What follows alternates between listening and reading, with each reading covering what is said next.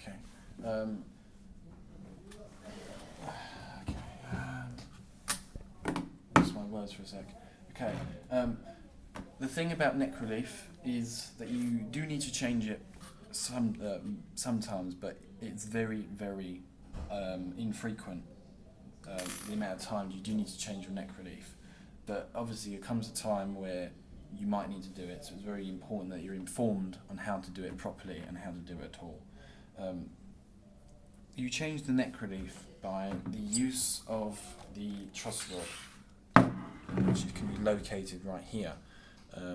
Some of them have little protector things, but you can unscrew them. By unscrewing that, you get into the truss rod, which is essentially the metal rod that runs through the neck. But before you start changing the truss rod, what you want to be doing, or you want to do, is you want to place a capo on the very first fret of the guitar. And make sure it's secured tightly and all that. And then what you want to do afterwards is you want to find the point where the neck meets the body of the guitar. And in this guitar, as you can see, it's this fret right here, because, if you look at the fret in line with the body, it meets just about there.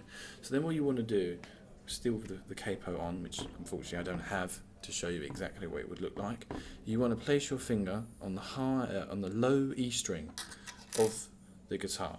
And then what you want to do is you want to grab this measuring tool, and you have to measure the distance from the 12th fret, which is this fret right here. And let me just look. You have to measure it, and the string itself needs to be, let me just get the distance.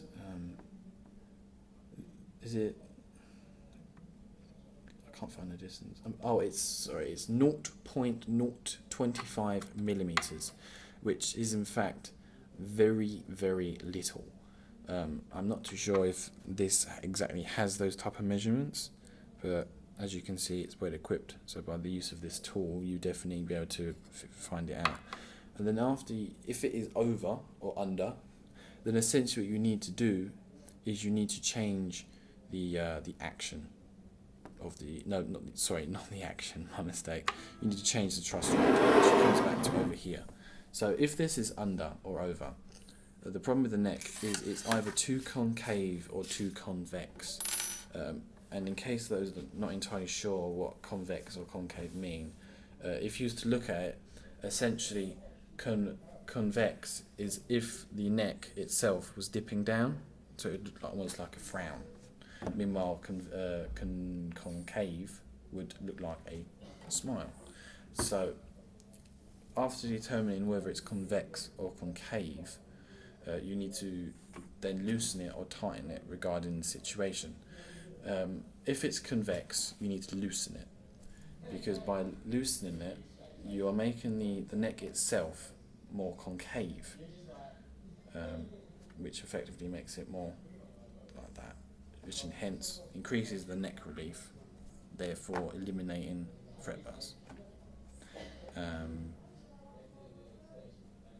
else to say? It also needs to be taken in consideration that the neck relief for acoustic guitars is a different process to those of electric guitars, for reasons I'm not entirely sure. And lastly, but not least, when you come to adjust the truss rod in an electric guitar, if the guitar is very old, you need to make sure that you do not force the truss rod with much force, because otherwise you can possibly break the guitar, which in most cases, if it's an old expensive guitar, you want to take a lot of care and take it very, very slowly and have a lot of patience, because as the guitar gets older, the truss rod does as well, and it becomes stiffer, and by releasing that tension, it can create damage. I think I'm done. I don't know what to say.